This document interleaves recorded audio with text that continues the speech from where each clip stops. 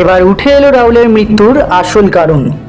মেদিনীপুর জেলা পুলিশের কাছে শুটিংয়ের ক্যামেরার ভিডিও ফুটেজ রয়েছে, যেখানে দেখা গেছে রাহুল এবং তার সহ অভিনেত্রী শ্বেতা মিশ্র সমুদ্রের বেশ কিছুটা গভীরে চলে গিয়েছিলেন।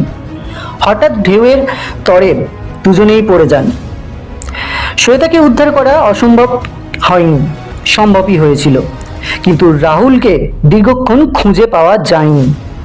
অবশেষে তাকে উদ্ধার করে গাড়িতে তুলে হাসপাতালে নিয়ে যাওয়া হয়, কিন্তু দীঘা মহকুমা হাসপাতালে নিয়ে যাওয়া হলে চিকিৎসকরা তাকে মৃত বলে ঘোষণা করেন।